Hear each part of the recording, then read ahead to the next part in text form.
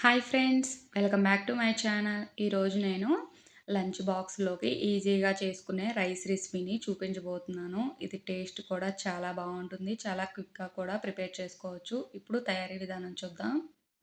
Stove మీద ఒక గిన్నె తీసుకొని అందులోకి కొంచెం నెయ్యి వేసుకోవాలి. 2, 3 బిర్యానీ ఆకుల్ని వేసుకోవాలి. హోల్ బిర్యానీ మసాలా మొత్తం వేసుకోవాలి. ఇది కొంచెం వేగాక ఇందులోకి 2, 3 పచ్చిమిర్చిని చీలికగా కట్ చేసుకొని వేసుకోవాలి. ఒక మీడియం సైజు ఆనియన్‌ని సన్న ముక్కలుగా కట్ చేసుకొని వేసుకోవాలి. ఇవన్నీ ఒకసారి కలుపుకున్నాక ఇందులోకి 2 క్యారెట్‌లని సన్నగా బారుగా కట్ చేసుకొని వేసుకోవాలి. మీరు కావాలనుకుంటే రౌండ్‌గా కూడా కట్ చేసుకొని వేసుకోవచ్చు. బీన్స్‌ని ఒక 5, 6 తీసుకొని ఈ విధంగా కట్ చేసుకొని వేసుకోవాలి. ఇవి మొత్తం ఫ్రై చేసుకోవాలి. ఇవి ఫ్రై అయ్యాక ఇందులోకి 2 మీడియం సైజు టమాటాలను తీసుకొని కొంచెం పెద్ద ముక్కలుగా కట్ చేసుకొని వేసుకోవాలి. కొంచెం కొత్తిమీర, కొంచెం కరివేపాకు, ఉప్పు వేసుకోవాలి.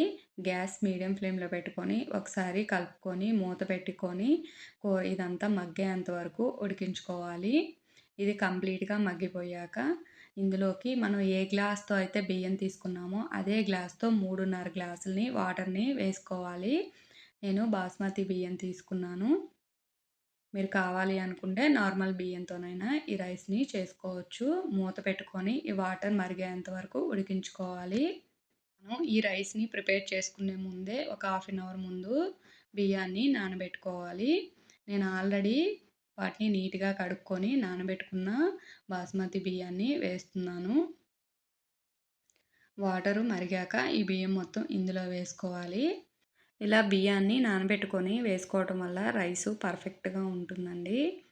ఇది మొత్తం ఒకసారి కలుపుకున్నాక ఉప్పు సరిపోకపోతే గనక చూసుకొని ఉప్పు వేసుకోండి. ఆల్రెడీ మనం టమాటాలు ఉడికేటప్పుడు కొంచెం ఉప్పు వేసాం కాబట్టి చూసుకొని వేసుకోండి. మూత పెట్టుకొని గ్యాస్ మీడియం ఫ్లేమ్‌లోనే పెట్టుకొని ఈ రైస్ మొత్తం ఉడికేంత వరకు ఉడికించుకోవాలి. మధ్య మధ్యలో కలుపుకుంటూ ఉడికించుకోండి. ఈవెన్‌గా ఉడకాలి కదా రైసు. ఈ కన్సిస్టెన్సీలో ఉన్నప్పుడు ఇందులోకి ఒక స్పూను నెయ్యి వేసుకోవాలి. ఒక 5 మినిట్స్‌లో అయితే ఈ రైసు రెడీ అయిపోతుంది అనంగా నెయ్యి వేసుకొని మూత పెట్టేసుకోవాలి.